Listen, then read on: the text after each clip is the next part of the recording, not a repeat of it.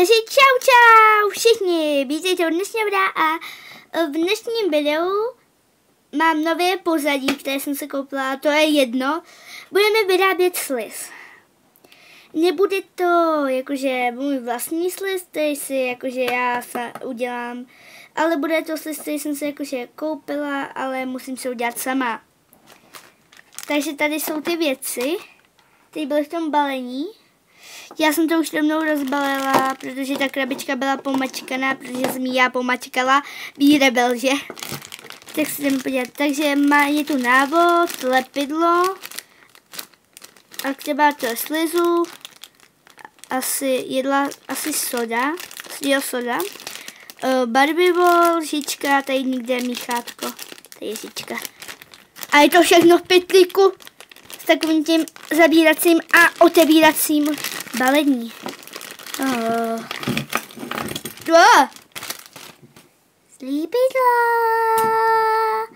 Lepidlo.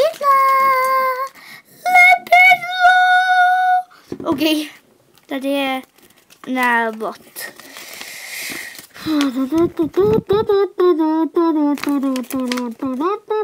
A já to jdu najít v češtině.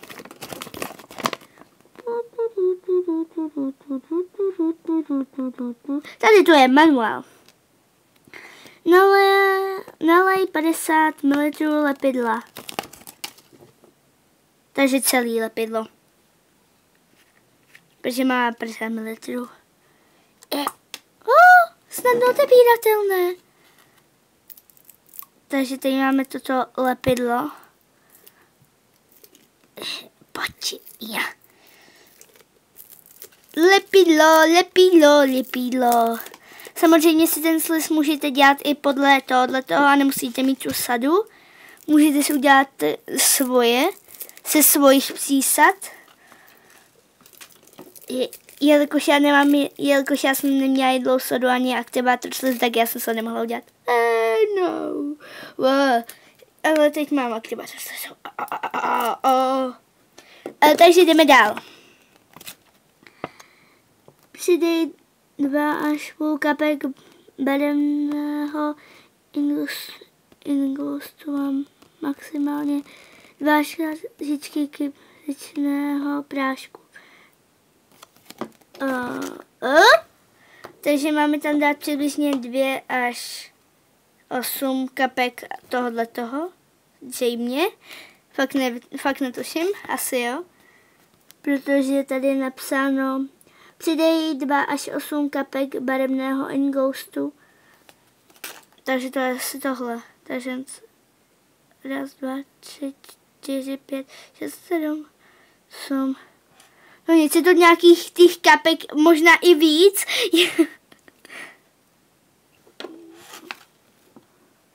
Vypadá to zajímavě. No nic ingoustu a maximálně 1/4 kávové lžičky kypřícího prášku baking sody a míchej minimálně 2 minuty. Takže 1/4 lžičky tohoto, asi kávové lžičky. Moje přemýšlení se vystřihne. Snad. Jak to mám? Co? Jak to mám asi udělat? Já nevím, kolik je čtvrt. Tak přiměřeně. Přiměřeně, že? Já nevím. Takhle. Trošku míň. Tak to by asi mohlo stačit, no. Kousek toho. Nevím, jestli to bude stačit. Já nevím, jestli to budeme muset přidat nebo ne. Teď jsem od sody. Výtečně jsme došli, že? Dál. Přidej 2 aktivátorů. A míchej. Jo, teď to mám míchat vlastně.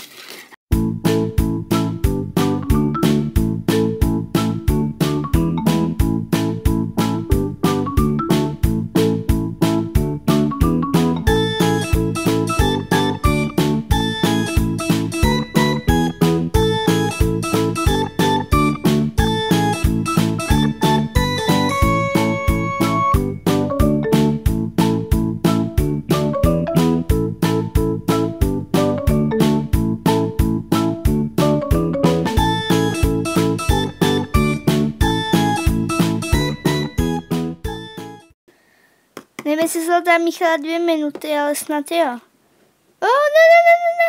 Ne. Fuj. Jdeme zase na nábod. To zase. Fuj. Fuj. Tak jo. Míchej 2 minuty. Přidej 20 ml aktivátoru a míchej minimálně 2 minuty. To jsem už slyšela. Tak jo, je tam 50 ml, takže by tam mělo být... Kolik ještě tam mám dát? 20 ml. No, což znamená 40, 45, 30, ne. Já nevím. Nevím, kolik.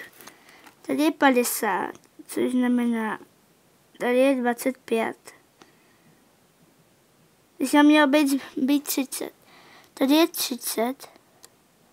Jo, takže tady to celý.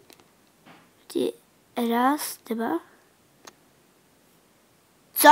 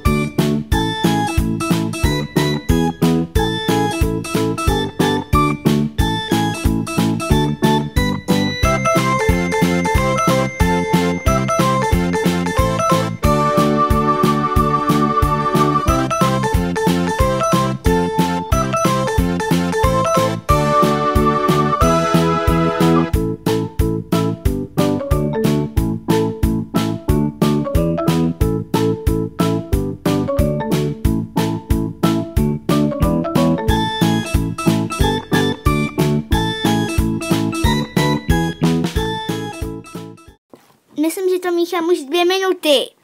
Tak jo, fuj. Domíchala jsem to. Je to potom návodu. Ne. Tak jo.